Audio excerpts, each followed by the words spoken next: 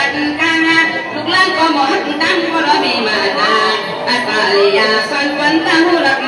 เลียมาสังวารียิงลูกตายก็พ่อใหญ่มาให้มาต้อยมาเชียงเลย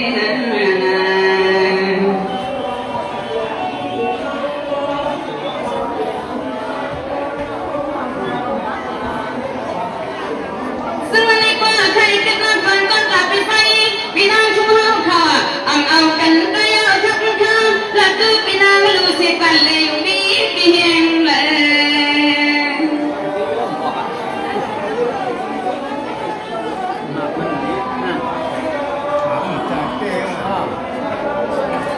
ไม่รู้ชนะขนาดอยู่วันเป็นมึงป้าข่าวต่อไปว่ามันไก่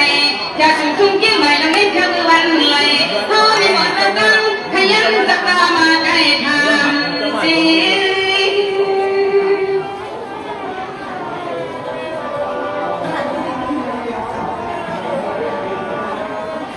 มันในความสุภาพความเสียงเป็นปากกันหนักไอ้ขยอคุณนำน้ำผ้าคนเล่นคนรวยอ่ะเรียกจนนำน้ำคนเล่นก็สุดนำให้จนนำน้ำผ้า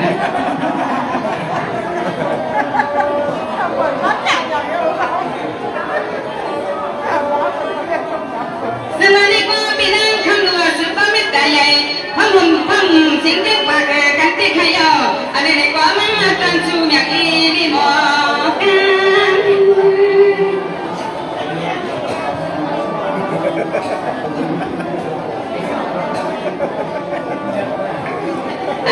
ใส่ดำก็ดีนะพี่น้องสั่งบังเสียวข้ามาได้มาใจใจเย็นมีเสียงห้องความก็จมเรียนนานาจมหน้าเนียนดินเขียนแม่น้ำจะพอไว้แค่ห้องนา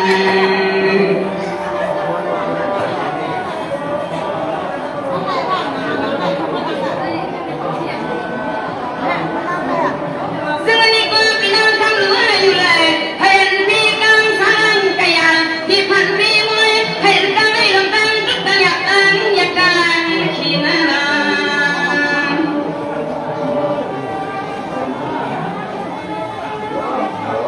ฮัลโหลค่ะเมื่อนี้ได้ดูอาณาพี่น้องทำซึ่งในการสิ่งนั้นที่ใครเอาอาการสิ่งมันก็อะไรทำกันมาเป็นคนทำบ้างมีคนบอกว่าเพื่อสิ่งทำปัญญาณมันจริง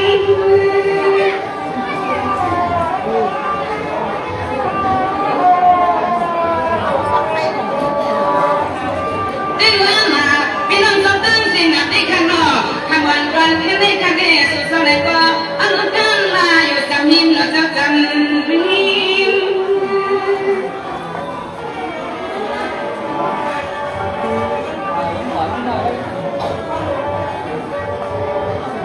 สิ่งน้ำยำเตี้ยสอบสู่สมีลงเขาลังลงคำเตี้ยนักอันสานาสู่ป่ามาใจเฮาไม่หมอจับตั้งกับใจนี่ปอบนป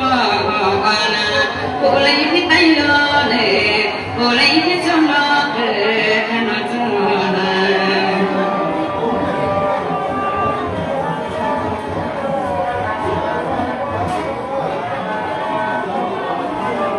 ซึ่งวันนี้ก็เป็นเรื่องทำเลยอยู่ลีกินมาแค่ตอนนั้นปีวันวันกันสู้ปัญหามากก็ตามคือกูจงเลยกี่วันยังติดยังนอนก็ห้ามยอมมีหมดเจ้าข้างก็มีคนพรตะวันข้างมันขนาดชูลมจันนี่เลย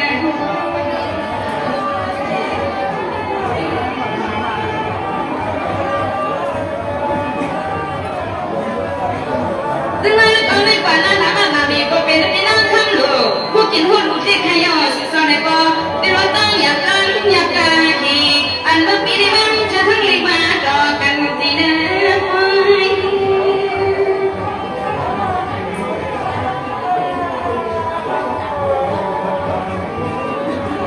นี่ก็ต่างๆอย่ากันให้เงินกว่าปากพี่น้องคำหลวงอยู่ปีที่ไรก็ไม่เหมือนตัวก็ก็ปีข้าไว้เป็นผู้เป็นต้อย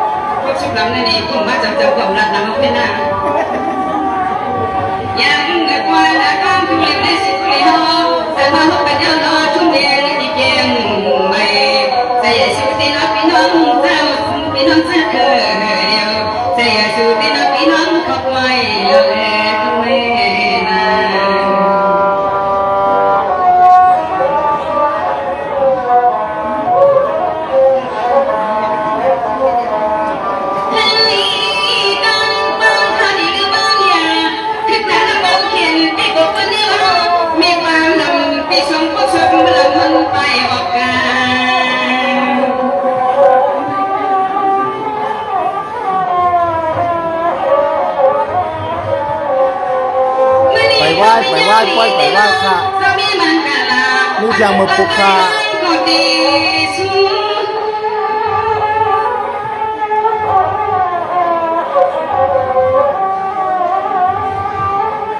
น้ำหม้อก้นน้ำหม้อ